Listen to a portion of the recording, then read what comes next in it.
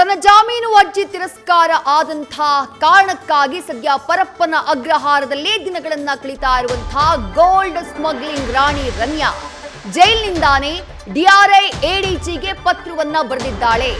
Gold smuggling case ಕುರಿತು ಪತ್ರ ಬರೆದಿದ್ದಾಳೆ ರನ್ಯಾ ರಾವ್. ಪರಪ್ಪನ ಅಗ್ರಹಾರದಿಂದ ಡೈರೆಕ್ಟರೇಟ್ ಆಫ್ ರೆವೆನ್ಯೂ ಇಂಟೆಲಿಜೆನ್ಸ್ ಎಡಿಜಿಗೆ ರನ್ಯಾ ರಾವ್ ಪತ್ರವನ್ನ ಬರೆದಿದ್ದಾಳೆ. ಹಾಗಾದ್ರೆ ಪತ್ರದಲ್ಲಿರೋದೇನು?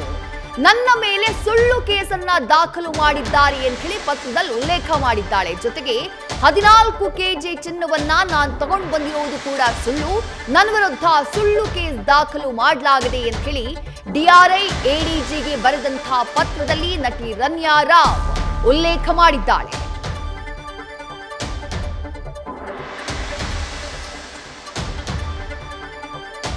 ನಿನ್ನೆಯಷ್ಟೇ ರನ್ಯಾ ರಾವ್ ಜಾಮೀನು ಅರ್ಜಿ ವಜಾ ಆಗಿತ್ತು. ಆರ್ಥಿಕ ಅಪರಾಧಗಳ ನ್ಯಾಯಾಲಯ ಆಕೆಯ ಜಾಮೀನು ಅರ್ಜಿಯನ್ನ ವಜಾಗೊಳಿಸಿತ್ತು. ಇದರ ಬೆನ್ನಲ್ಲೇ ರನ್ಯಾ ರಾವ್ ಡಿಆರ್ಐ ಎಡಿಜಿಗೆ ಪತ್ರವನ್ನ ಬರೆದಿದ್ದಾಳೆ. ಗೋಲ್ಡ್ ಸ್ಮಗ್ಲಿಂಗ್ ಕೇಸ್ಗೆ ಸಂಬಂಧಪಟ್ಟ ಹಾಗೆ ತನ್ನ ವಿರುದ್ಧ ದಾಖಲಾಗಿರುವಂತಹ ಕೇಸ್. ಆಕೆ ದುಬೈನಿಂದ ಭಾರತಕ್ಕೆ ಬಂದಾಗ ಬೆಂಗಳೂರು ಏರ್ಪೋರ್ಟ್ನಲ್ಲಿ ಆಕೆಯ ಬಳಿ 12 ಗೋಲ್ಡ್ ಬಿಸ್ಕೆಟ್ ಹಾಗೆ 5 ಗೋಲ್ಡ್ನ ಕಟ್ ಪೀಸ್ಗಳು ಲಭ್ಯವಾಗಿತ್ತು. ಆ ಕಾರಣಕ್ಕಾಗಿ ಆಕೆಯ ವಿರುದ್ಧ ಕೇಸ್ ಆಗಿರುವುದು. ಇಡೀ ಕೇಸ್ ದೊಡ್ಡ ಮಟ್ಟದಲ್ಲಿ ಸಂಚಲನವನ್ನ ಮೂಡಿಸಿದೆ. ಆದ್ರೆ ಈಗ ನ್ಯಾಯಾಂಗ ಬಂಧನದಲ್ಲಿರುವಂತಹ ರನ್ಯಾ ರಾವ್ ಡಿಆರ್ಐ ಎಡಿಜಿಗೆ ಪತ್ರ ಬರೆದಿದ್ದಾಳೆ. ಆ ಪತ್ರದಲ್ಲಿ ಆಕೆ ಮಾಡಿರುವಂತಹ ಆರೋಪ ಸಾಕಷ್ಟು ಕುತೂಹಲಕ್ಕೆ ಕಾರಣ ಆಗ್ತಾ ಇದೆ. ನನ್ ಹೊಡೆದಿದ್ದಾರೆ, ಬಡ್ದಿದ್ದಾರೆ, ಹೊಡೆದು ನನ್ನ ಕೈಲಿ ಕೆಲ ಪತ್ರಗಳಿಗೆ ಸಹಿಯನ್ನ ಹಾಕಿಸ್ಕೊಂಡ್ರು, ಬ್ಲಾಂಕ್ ಪೇಪರ್ಗಳಿಗೆ ಸಹಿಯನ್ನ ಹಾಕಿಸ್ಕೊಂಡ್ರು, ನನಗೆ ಮಾತನಾಡೋದಕ್ಕೆ ಅವಕಾಶ ಕೊಟ್ಟಿಲ್ಲ. ಹೀಗೆ ಬಣ್ಣ ಬಣ್ಣದ ಕಥೆಯನ್ನ ಹೇಳಿದ್ದಾಳೆ ತಾನು ಬರೆದಿರುವಂತಹ ಪತ್ರದಲ್ಲಿ ರನ್ಯಾ ರಾವ್. ಮತ್ತಷ್ಟು ಡೀಟೇಲ್ಸ್ ನಮ್ಮ ಪ್ರತಿನಿಧಿ ಸಂದೇಶ್ ನೀಡ್ತಾ ಹೋಗ್ತಾರೆ. ಸಂದೇಶ್, ಗೋಲ್ಡ್ ಸ್ಮಗ್ಲಿಂಗ್ ಪ್ರಕರಣ ಸಂಚಲನವನ್ನ ಮೂಡಿಸಿರುವಂತಹ ಪ್ರಕರಣ. ಜಾಮೀನು ಅರ್ಜಿ ತಿರಸ್ಕಾರ ಆಗಿದೆ. ಪರಪ್ಪನ ಪಂಜರದಲ್ಲಿ ವಾಸ ಮುಂದುವರೆದಿದೆ ರನ್ಯಾ ರಾವ್ಗೆ. ಬಟ್ ಇದೆಲ್ಲದರ ಮಧ್ಯೆ ಆಕೆ ನಟಿ ಅನ್ನೋದು ಗೊತ್ತು, ಬಟ್ ಡೈರೆಕ್ಷನ್ಗೂ ಬಹಳ ಚೆನ್ನಾಗಿರುವಂತಹ ಸ್ಕ್ರೀನ್ ಪ್ಲೇ ಬರೆದ ಹಾಗೆ ಕಾಣಿಸ್ತಾ ಇದೆ. ಆ ಪತ್ರದಲ್ಲಿ ಏನೆಲ್ಲ ಉಲ್ಲೇಖ ಮಾಡಿದ್ದಾಳೆ, ಯಾವೆಲ್ಲ ಆರೋಪಗಳನ್ನ ಮಾಡಿದ್ದಾಳೆ ರನ್ಯಾ ರಾವ್ ಆ ಪತ್ರದಲ್ಲಿ ಡೀಟೇಲ್ ಆಗಿ ತಿಳಿಸಬಹುದಾ?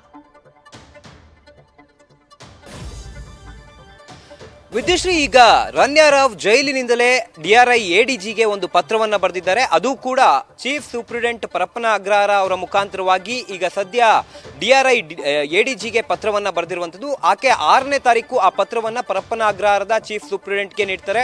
ಅದಾದ ನಂತರ 7ನೇ ತಾರೀಕು ಪರಪ್ಪನ ಅಗ್ರಹಾರದ ಅಧಿಕಾರಿಗಳಿಂದ ಡಿಆರ್ಐ ಎಡಿಜಿಗೆ ಆ ಒಂದು ಪತ್ರ ಬಂದು ತಲುಪುತ್ತೆ. ಆದ್ರೆ ಆ ಪತ್ರದಲ್ಲಿ ಕಂಪ್ಲೀಟ್ ಆಗಿ ಒಂದು ಸುದೀರ್ಘವಾದ ಪತ್ರವನ್ನ ಆಕೆ ಬರೆದಿದ್ದಾಳೆ. ಸಾಕಷ್ಟು ಯೋಚನೆ ಮಾಡಿ, ಜೊತೆಗೆ ಬೇರೆ ಬೇರೆ ರೀತಿಯಲ್ಲಿ ಏನು ಆಕೆ ಇನ್ಸ್ಟ್ರಕ್ಷನ್ ಅನ್ನ ಪಡೆದು ಬರೆದಿರೋ ರೀತಿಯಲ್ಲಿ ಅದು ಕ್ಲಿಯರ್ ಕಟ್ ಆಗಿ ಗೊತ್ತಾಗ್ತಾ ಇದೆ. ಯಾಕಂದ್ರೆ ಪ್ರಮುಖವಾಗಿ ಆಕೆ ಬಹಳ ದೊಡ್ಡ ಆರೋಪಗಳನ್ನ ಡಿಆರ್ಐ ಅಧಿಕಾರಿಗಳ ಮುಂದೆ ಮಾಡ್ತಾ, ಅಂದ್ರೆ ಡಿಆರ್ಐ ಅಧಿಕಾರಿಗಳ ಮೇಲೆ ಮಾಡ್ತಾ ಹೋಗ್ತಾಳೆ. ಅದರಲ್ಲೂ ಕೂಡ ಪ್ರಮುಖವಾಗಿ ದೈಹಿಕ ಹಲ್ಲೆಯನ್ನ ಅವರು ಮಾಡಿದ್ರು ನನ್ನ ಮೇಲೆ. ಯಾಕಂದ್ರೆ ಇಲ್ಲಿ ಪ್ರಮುಖವಾಗಿರುವಂತದ್ದು, ಯಾವಾಗ ಡಿಆರ್ಐ ಅಧಿಕಾರಿಗಳ ಕಸ್ಟಡಿ ಅವಧಿ ಅಂತ್ಯವಾಗುತ್ತೋ ಅದಾದ ನಂತರ ಕೋರ್ಟ್ಗೆ ಆಕೆಯನ್ನ ಹಾಜರುಪಡಿಸಲಾಗಿತ್ತು. ಆರ್ಥಿಕ ವಿಶೇಷ ನ್ಯಾಯಾಲಯದ ಮುಂದೆ ಹಾಜರುಪಡಿಸಲಾಗಿತ್ತು. ಆ ಸಂದರ್ಭದಲ್ಲಿ ನ್ಯಾಯಾಧೀಶರು ಕೂಡ ಕೇಳಿದ್ರು, ಯಾವ್ದಾದ್ರೂ ದೈಹಿಕವಾಗಿ ನಿಮ್ಗೆ ಹಲ್ಲೆಯನ್ನ ಮಾಡಿದ್ರ, 3rd ಡಿಗ್ರಿ ಟ್ರೀಟ್ಮೆಂಟ್ ಅನ್ನ ಏನಾದ್ರು ಕೊಟ್ರ ಅಂತ ಕೇಳಿದಂತ ಸಂದರ್ಭದಲ್ಲೂ ಕೂಡ ನನಗೆ ಯಾವುದೇ ರೀತಿಯ ಹಲ್ಲೆಯನ್ನ ಅವ್ರು ಮಾಡಿಲ್ಲ, ಆದ್ರೆ ವರ್ಬಲ್ ಥ್ರೆಟ್ನಿಂಗ್ ಅನ್ನ ಮಾಡಿದ್ರು ಅನ್ನೋ ಮಾತನ್ನ ಅಲ್ಲಿ ಹೇಳಿದ್ರು. ಆದ್ರೆ ಈಗ ಪತ್ರದಲ್ಲಿ ಕಂಪ್ಲೀಟ್ ಆಗಿ ಡಿಆರ್ಐ ಅಧಿಕಾರಿಗಳ ವಿರುದ್ಧ ಆರೋಪವನ್ನ ಮಾಡ್ತಾ ಇದ್ದಾಳೆ. ಅದರಲ್ಲೂ ಕೂಡ ಪ್ರಮುಖವಾಗಿ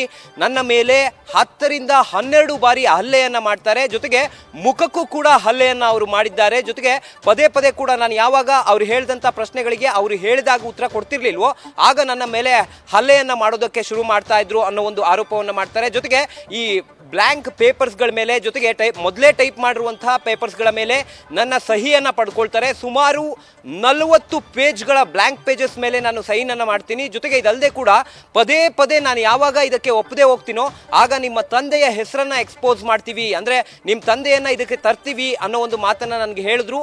ಹೀಗಾಗಿ ನಾನು ಆ ಬ್ಲಾಂಕ್ ಪೇಪರ್ಸ್ಗೆ ಸೈನ್ ಹಾಕ್ತೆ. ಜೊತೆಗೆ ಪದೇ ಪದೇ ನಾನು ಯಾವಾಗ ಉತ್ತರ ಕೊಡದೇ ಇದ್ರು ಕೂಡ ನಮ್ಮ ತಂದೆ ಹೆಸರನ್ನ ತರ್ತಾ ಇದ್ರು. ಆದ್ರೆ ನಮ್ಮ ತಂದೆ ಇದರಲ್ಲಿ ಯಾವುದೇ ರೀತಿಯ ಇನ್ವಾಲ್ವ್ಮೆಂಟ್ ಇಲ್ಲ ಅಥವಾ ಯಾವುದೇ ರೀತಿಯಲ್ಲೂ ಕೂಡ ಇನ್ವಾಲ್ವ್ ಆಗಿಲ್ಲ. ಆದರೆ ಪದೇ ಪದೇ ಕೂಡ ನನ್ನ ತಂದೆಯನ್ನ ಇದರ ಮಧ್ಯೆ ತರುವಂತ ಕೆಲಸವನ್ನ ಮಾಡ್ತಾ ಇದ್ರು ಅನ್ನೋದನ್ನು ಕೂಡ ತಿಳಿಸ್ತಾ ಹೋಗ್ತಾರೆ. ಜೊತೆಗೆ ADGಗೆ ನೇರವಾಗಿ ನಿಮ್ಮ ಏನು ಸ್ಟಾಫ್ಸ್ ಇದ್ದಾರೆ ಅಥವಾ ನಿಮ್ಮ ಅಧಿಕಾರಿಗಳು ನನ್ನ ಮೇಲೆ ಹಲ್ಲೆಯನ್ನ ಮಾಡಿದ್ರು ಅನ್ನೋದನ್ನ ಅಲ್ಲಿ ಮೆನ್ಷನ್ ಮಾಡ್ತಾರೆ. ಜೊತೆಗೆ ನಮ್ಮ ತಂದೆಯನ್ನ ಎಕ್ಸ್ಪೋಸ್ ಮಾಡ್ತೀವಿ ಅಂತ ಎದುರಿಸಿದ್ದಕ್ಕೆ ನಾನು ಆ ಪೇಪರ್ಸ್ಗಳ ಮೇಲೆ ಸಹಿ ಹಾಕಿದ್ದೇನೆ ಅನ್ನೋದನ್ನು ಕೂಡ ಹೇಳ್ತಾರೆ. ಜೊತೆಗೆ ಇದಲ್ಲದೆ ಕೂಡ ನನಗೆ ಪದೇ ಪದೇ ಕೂಡ ಅವರು ಥ್ರೆಟ್ ಮಾಡ್ತಾ ಇದ್ರು. ಜೊತೆಗೆ ಕೋರ್ಟ್ಗೆ ಕರೆದುಕೊಂಡು ಬರುವಂತ ಸಂದರ್ಭದಲ್ಲಿ ಕಾರಿನಲ್ಲೂ ಕೂಡ ಒಂದು ಬಾರಿ ನನಗೆ ಥ್ರೆಟ್ ಮಾಡಿದ್ದಾರೆ ಅನ್ನೋ ಒಂದು ಮಾತನ್ನ ಕೂಡ ಹೇಳ್ತಾರೆ.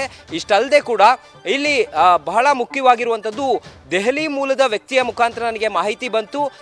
ಆಫೀಸರ್ಸ್ಗಳು ಕೆಲವೊಂದಷ್ಟು ಜನ ಪ್ಯಾಸೆಂಜರ್ಸ್ಗಳನ್ನ ಸೇವ್ ಮಾಡಬೇಕಾಗಿತ್ತು, ಸ್ಮಗ್ಲಿಂಗ್ ಮಾಡುವಂಥವ್ರನ್ನ. ಅದಕ್ಕೆ ನನ್ನನ್ನು ಇದರಲ್ಲಿ ಫಿಟ್ ಮಾಡಿದ್ದಾರೆ. ನನ್ನದು ಯಾವುದೇ ರೀತಿಯ ಪಾತ್ರ ಇಲ್ಲ, ಅಂದರೆ ನಾನು ಸ್ಮಗ್ಲಿಂಗ್ ಅನ್ನ ಮಾಡಿಲ್ಲ, ನನ್ನ ಇನ್ವಾಲ್ವ್ಮೆಂಟ್ ಕೂಡ ಇದರಲ್ಲಿ ಯಾವುದರಲ್ಲೂ ಕೂಡ ಇಲ್ಲ. ಆದರೆ DRI ಅಧಿಕಾರಿಗಳು ಬೇಕು ಅಂತಲೇ ನಮ್ಮ ತಂದೆಯನ್ನ ಮಧ್ಯಕ್ಕೆ ತಂದು ನನ್ನನ್ನು ಹೆದರಿಸಿ, ಅಂದರೆ ಥ್ರೆಟ್ ಮಾಡಿ ಈ ಒಂದು ಪೇಪರ್ಸ್ಗಳಿಗೆ ಸಹಿ ಮಾಡಿ, ಜೊತೆಗೆ ಈ ಪ್ರಕರಣಕ್ಕೆ ಸಂಬಂಧಪಟ್ಟಂತೆ ನನ್ನಿಂದ ಮಾಹಿತಿಯನ್ನ ಪಡ್ಕೊಳ್ತಾ ಇದ್ರು ಅನ್ನೋ ಒಂದು ಮಾತನ್ನ ಕೂಡ ಆಕೆ ಹೇಳ್ತಾ ಹೋಗ್ತಾಳೆ. ಜೊತೆಗೆ ಈಗಾಗಲೇ ಸುಮಾರು 7 ಪಾಯಿಂಟ್ ಅನ್ನ ಆಕೆ ಮೆನ್ಷನ್ ಮಾಡ್ತಾಳೆ. ಅಂದ್ರೆ ಇದೆಲ್ಲವೂ ಕೂಡ ಆ ಒಂದು ಕಂಪ್ಲೀಟ್ ಲೆಟರ್ನ ತಾತ್ಪರ್ಯ ಅಥವಾ ಒಂದು ಕನ್ಕ್ಲೂಷನ್ ಏನು ಅನ್ನೋದನ್ನ ನೋಡೋದಾದ್ರೆ, ನಾನು ಇದರಲ್ಲಿ ತುಂಬಾ ಇನ್ನೋಸೆಂಟ್ ಇದ್ದೀನಿ, ನನಗೆ ಎಲ್ಲೋ ಒಂದು ಕಡೆ ಅಧಿಕಾರಿಗಳು ಥ್ರೆಟ್ ಮಾಡಿದ್ರು, ನಿಮ್ಮ ತಂದೆಯ ಹೆಸರನ್ನ ಹೇಳ್ತೀವಿ ಅಥವಾ ನಿಮ್ಮ ತಂದೆಯ ಹೆಸರನ್ನ ಎಕ್ಸ್ಪೋಸ್ ಮಾಡ್ತೀವಿ ಅಂತ ಹೇಳಿದ್ರು. ಈ ಕಾರಣಕ್ಕಾಗಿ ನಾನು ಆ ಪತ್ರಗಳಿಗೆ ಸಹಿ ಹಾಕದೆ ನನ್ನ ತಂದೆಯದಾಗ್ಲಿ ಅಥವಾ ನನ್ನದಾಗ್ಲಿ ಈ ಒಂದು ಪ್ರಕರಣದಲ್ಲಿ ಯಾವುದೇ ರೀತಿಯ ಇನ್ವಾಲ್ವ್ಮೆಂಟ್ ಇಲ್ಲ ಅನ್ನೋದನ್ನ ಆಕೆ ಆ ಪತ್ರದಲ್ಲಿ ತಿಳಿಸಿರುವಂತದ್ದು. ವಿದ್ಯಾಶ್ರೀ, ಥ್ಯಾಂಕ್ ಯು ಸಂದೇಶ್ ತಮ್ಮೆಲ್ಲ ಡೀಟೇಲ್ಸ್ಗೆ. ನ್ಯೂಸ್ ಫಸ್ಟ್ ನಿರ್ಭೀತಿಯಿಂದ ನಿಮ್ಮ ಪರವಾಗಿ.